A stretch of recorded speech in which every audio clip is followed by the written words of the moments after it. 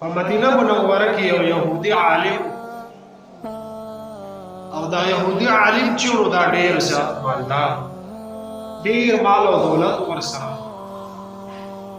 حضرت علی رضی الله تعالی عنه فرمای وای د دې يهودي عالم په نبی علیہ الصلوۃ والسلام باندې لږ شانتي قرضا او د ماسپخین ټیم دی دا يهودي عالم راغی نبی علیہ الصلوۃ والسلام ته وایي چې ما خپل قرض راکړه په دغه وخت کې چونکې نبی علیہ الصلوۃ والسلام سره څومره چې دته ورکړي وایي ما سره په دې ټیم کې څه نشته دی چې زه تاسو درکړم دا يهودي عالم ورته وایي وی تر هغه وخت پورې زه ستا د خوانه نه ځم تر څو پورې چې تا زما قرض نه ادا کړې نبی علیہ الصلوۃ والسلام ورته وفرمایل وی بیا خو زم ستا د خوانه تر هغه وخت پورې نه ځم تر څو پورې چې تا ماته اجازه نه راکړې دا یهودي عالم هم ناست دی نبی علیہ الصلوۃ والسلام هم ناست دی صحابه کرام هم ناست دي په دې کې د مازدیګر د مانځه ټیم شو نبی علیہ الصلوۃ والسلام او صحابه کرامو د مازدیګر لمونځ سلام یې چې وکړه زه ویې کتل نو یهودي عالم هم اخ که شانتې ناست دی نبی علیہ الصلوۃ والسلام راغی کېناست صحابه کرام ورسره کېناست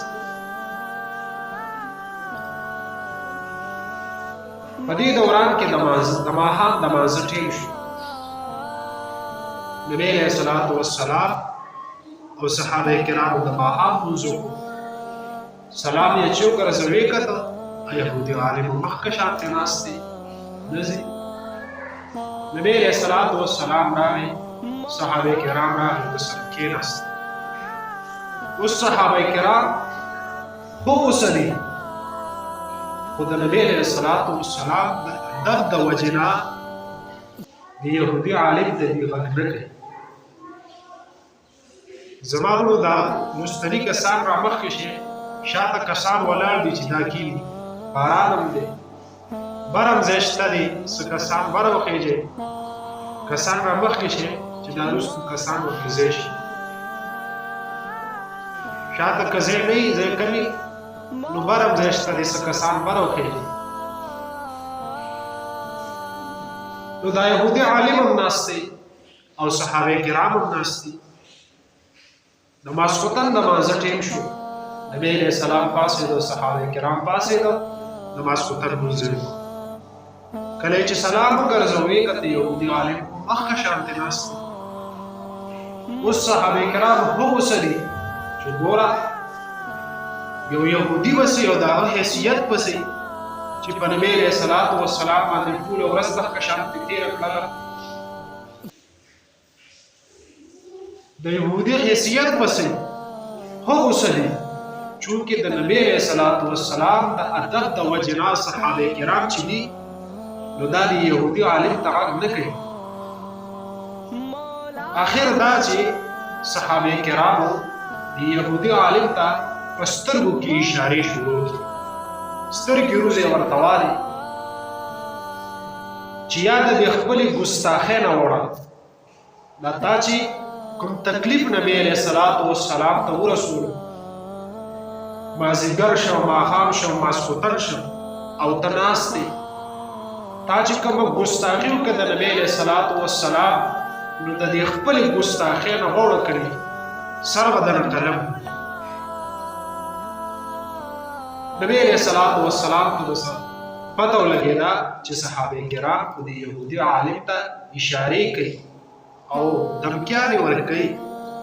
نو نبی علیہ الصلوۃ والسلام دا صحابه کرام منع کړل چې تاسو دته په سترګو کې اشارې مه کوئ دته دمکي مه ورکوئ چې تا نه سر قلم ځکه الله تعالی زه د ظلم نه منې کړی الله تعالی زه د ظلم نه منې کړی ټوله شپه نبی علیہ الصلوۃ والسلام د یهودي عالم سره ناست دی صحابه کرام نبی علیہ السلام ته فرمایي د الله رسوله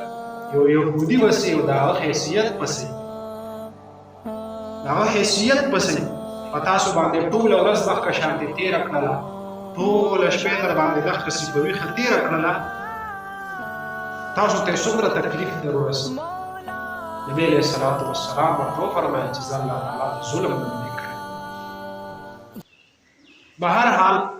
کله چې سحر شنوار راوخته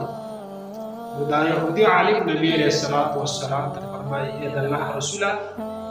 دا تا ته چې ما کوم تکلیف در ورسولو او ستا کوم ګستاخي مې وکړله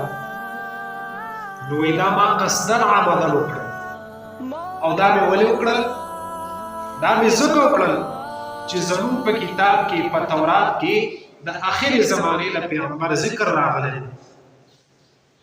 چې د آخرې زمانې د پیغمبر نوم به محمد د پلار نوم به عبدالله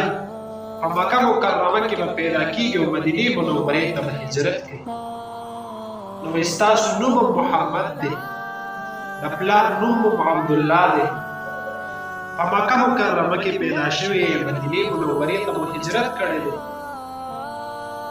او نور ډېر صفات پکې د آخرې زمانې د پیغمبر راغلي دي نو وایي ما وی چې دغه خو پکې شته دی چې نوم یې محمد دی د پلار نوم یې عبدالله دی مکه مکرمه کې پیدا شوی مدینې منورې ته هجرت کړی وایي ما وی راشه دا نور صفات پکې وګوره چې آیا دا نور صفات پکې شته دی یا د الله رسوله وایي تا سره چې ما هر څومره سختي وکړله تا ته مې تکلیف در ورسولو لیکن د هغې باوجود ای د الله رسوله تا زما سره نرمي وکړله که ما هر څومره تکلیف تا ته در رسو نو دومره به تا زما سره نرمي کوله حالانکې تا سره صحابه کرام موجود دي او زه یوازې تاسو زما سره هر څومره سختي کولی شو لیکن د دې باوجود ای د الله رسوله تاسو ما سره نرمي وکړله په هغه ټیم باندې د یهودي عالم کلمه شهادت وی مسلمان علی رضی الله تعالی عنه فرمایي په دې یهودي عالم نبی علیہ السلام ته فرمایي چې پتا باندې زما کوم قرضه واغلی دا او زما سره چې کوم مال دی د هغه مال نه نیم مال ما صدقه کړه الله تعالی رضا او باقی نیم مال چې زما سره کوم پاتې شو اې د الله رسوله د هغې اختیار مې تا ته درکړ چې ته په کوم ځای کې خرج کړې نو زما ورونو دا و د دواړو جهانو سردار بهترین او ښایسته اخلاق چې د نبي علیه الصلاة والسلام د اخلاقو د وجې نه به کافران یهودیان متاثره کېدل او ایمان نه پیدا دومره ښایسته اخلاق الله تعالی ورکړي ځکه الله جل جلاله قرآن کریم کې فرمایي وانک لعلی خلق عظیم الله تعالی فرمایي ای پیغمبره ته د اخلاقو په اوچته مرتبه باندې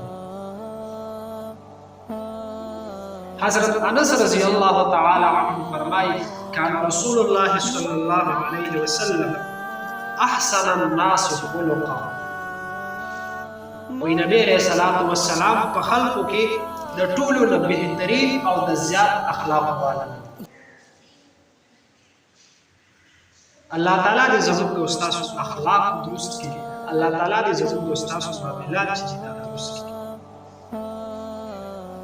نو اخلاق دا ډېر بهترین شی او دا سوچ کول پکار دي چې آیا زه په گاوند کې د گاونډي سره ژوند څنګه تیرو زه په کور کې د مور پلار سره